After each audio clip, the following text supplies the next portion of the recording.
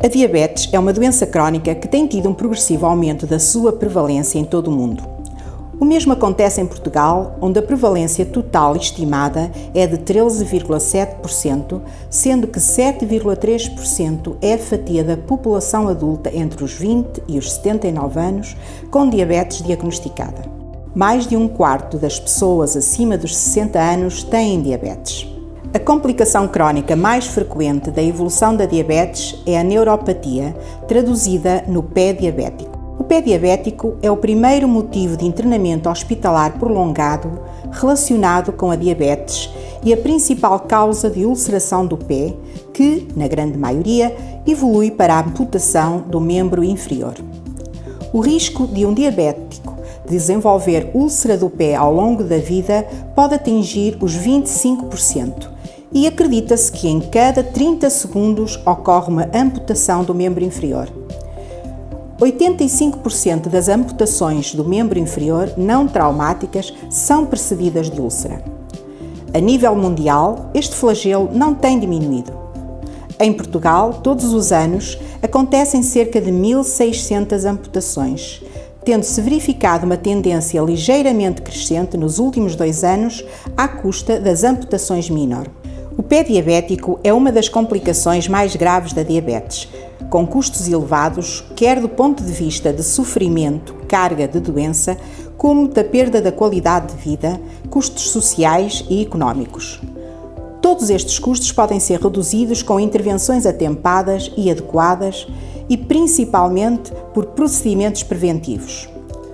O pé diabético pode ser prevenido através de cuidados que passam pela alimentação, exercício físico, controle da glicemia e cuidado com os pés. A amputação é a catástrofe a evitar. A implementação de equipas multidisciplinares tem demonstrado estar associada a uma redução do número de amputações. É necessário que elas existam e funcionem em 3 níveis de controle dos cuidados do pé. Nível 1, Nível 2, Nível 3. As boas práticas recomendam que seja feita uma observação anual do pé do doente diabético. O objetivo é detectar precocemente o pé diabético, o pé em risco.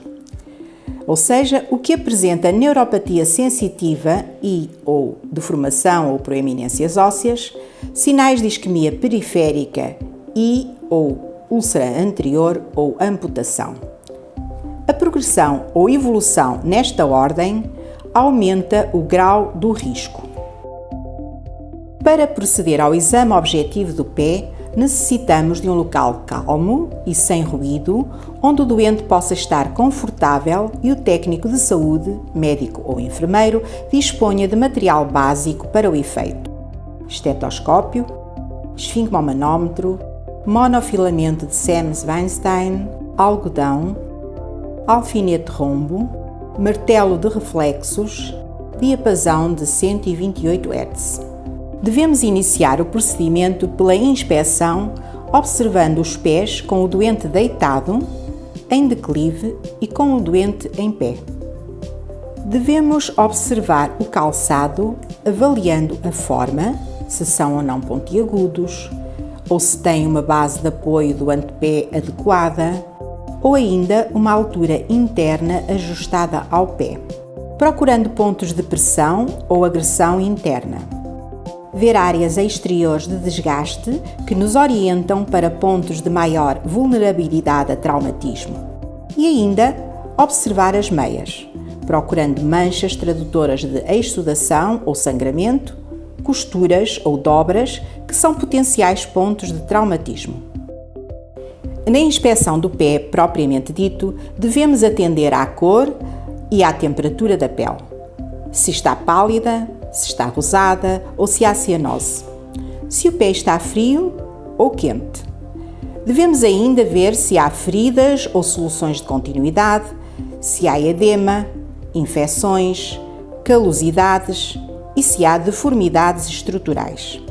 A observação deve ser feita para a totalidade da área do pé, com particular atenção para as áreas sujeitas a maior pressão, não esquecendo nunca a observação dos espaços interdigitais e as faces interna e externa dos dedos.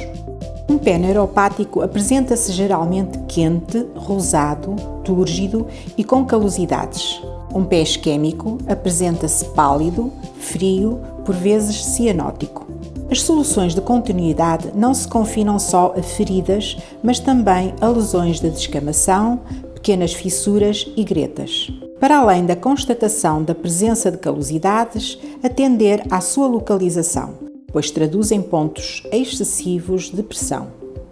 Devemos identificar as deformidades e o seu tipo, se estamos perante dedos em garra, dedos em martelo, hálux valgus e localização, no sentido de orientar a abordagem terapêutica. Identificar as infecções bacterianas, fúngicas ou víricas, as onicocriptoses, infectadas ou não, as úlceras e hematomas subcutâneos. No segundo passo, devemos avaliar os pulsos, nomeadamente o pulso pedioso e o pulso tibial posterior. Constatar a sua presença, o seu ritmo e intensidade. Poderá ser necessário ainda avaliar outros pulsos, como o femoral e o poplíteo. Para a avaliação do pulso pedioso, deverá ser palpado com as polpas dos dedos indicador e médio a nível do primeiro espaço intermetatarsiano. Para a identificação do pulso poplíteo, deve ser pesquisado na zona posterior adjacente do malelo interno. Na dificuldade de uma identificação adequada, podemos utilizar para a identificação dos pulsos um Doppler vascular. Passemos agora à ação seguinte, a avaliação das sensibilidades. Interessa avaliar a sensibilidade à pressão, a sensibilidade vibratória, a sensibilidade discriminatória e a tátil e, por fim, os reflexos. Devemos assegurar que temos um ambiente calmo, que o doente está em posição confortável e relaxado e deve ser explicado ao doente o que se vai fazer, exemplificando noutra área do corpo, por exemplo, na testa, no cotovelo ou na mão, confirmando se o doente compreendeu. O doente não deve ver o que o examinador faz. Para avaliar a percepção da pressão, teremos em conta os seguintes pontos de pesquisa, colocando o monofilamento perpendicularmente à pele com uma ligeira pressão que o faça apenas curvar, o que corresponde a uma pressão de 10 gramas, e perguntando ao doente o que sente. Jamais perguntar se sente picar, se sente tocar, se não sente nada. Devemos procurar não induzir qualquer resposta no doente e deixar que ele exprima por suas palavras o que sente ou não sente. Não devemos tocar ou segurar no pé com a outra mão, pois confunde o doente na sua resposta. Deve repetir-se o gesto 2 vezes em cada local, alternando com uma falsa. Considera-se um exame normal se há resposta correta em 2 de 3 aplicações. Se se constatar resposta incorreta em 2 de 3 aplicações, há risco de ulceração. Para avaliar a percepção tátil, teremos em conta os mesmos pontos da pesquisa anterior, tocando com o algodão na pele do doente e perguntando ao doente o que sente, sem tocar no doente com a outra mão. Deve repetir-se o gesto 2 vezes em cada local, alternando com uma falsa. Considera-se um exame normal se há resposta correta em 2 de 3 aplicações. Se se constatar resposta incorreta em 2 de 3 aplicações, há risco de ulceração. Para avaliar a sensibilidade vibratória, utilizaremos o diapasão de 128 Hz. Devemos segurar o diapasão pela sua extremidade, libertando as hastes. Com uma pancada seca das hastes do diapasão na nossa eminência hipotenar, colocamo-lo a vibrar, pousando-o de seguida perpendicularmente sobre uma eminência óssea do pé do doente. Deve ser colocado no malelo externo, malelo interno e no dorso do hálux, primeiro num pé e depois no outro. Devemos manter a nossa atenção para apenas tocar no doente com o diapasão.